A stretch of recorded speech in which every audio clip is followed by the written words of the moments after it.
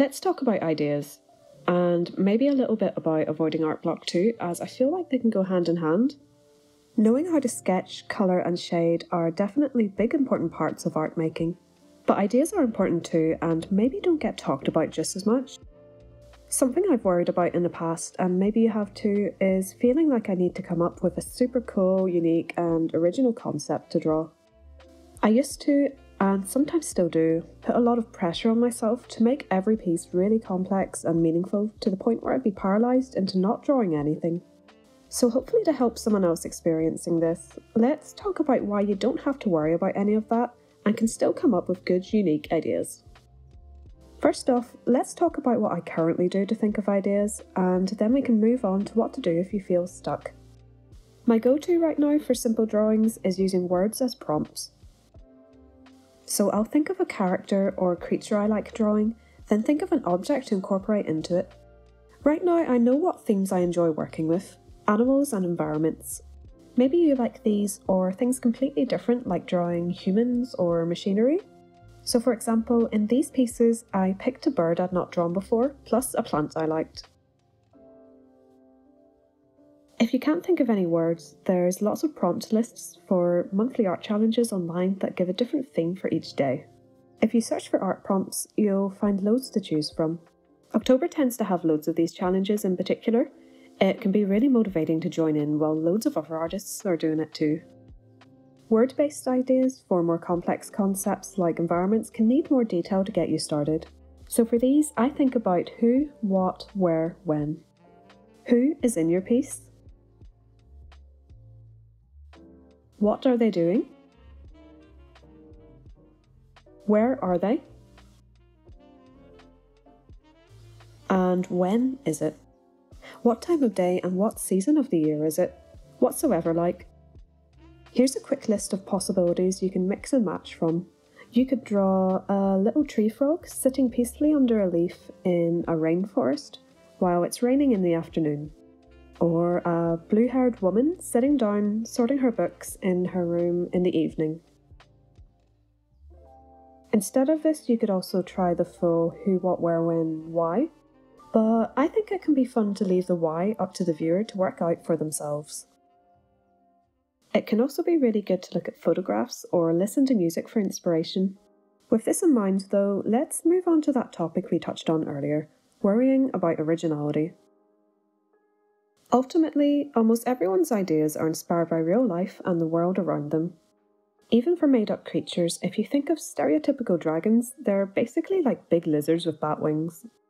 Mermaids are humans mixed with fish, and unicorns are just horses with horns. The thing that makes your ideas original is that they've come from you and your own unique experiences and viewpoints on the world. So the best thing is to try not to overthink it. Maybe what you want to draw has been done before, but as long as you're not directly copying another artist's piece, it will be original because you made it and you gave it your own touches and style.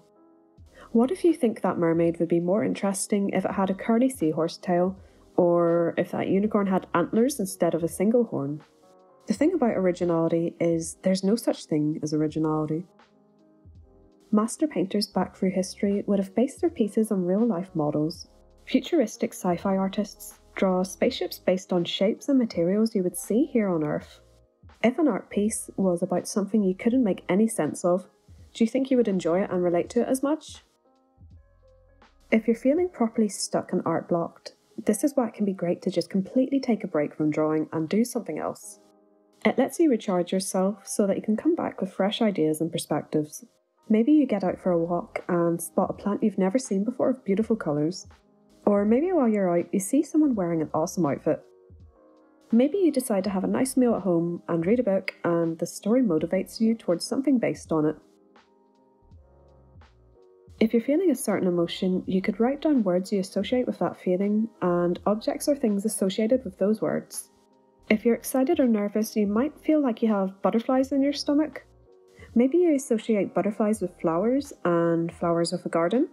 It can be fun to keep on going with that just to see how far you can get. With art block, it definitely helps to challenge yourself to use a different medium or draw something you'd normally avoid altogether. Maybe if you're a digital artist that tries colouring pencils, you'll realise you love the textures they give. So you find a digital brush that emulates that and use it in your normal work and incorporate it into your style. Make sure to be mindful of what parts you enjoy doing. If you hate shading, you don't have to do it. What you enjoy doing might be completely different to what other artists do, and that's great.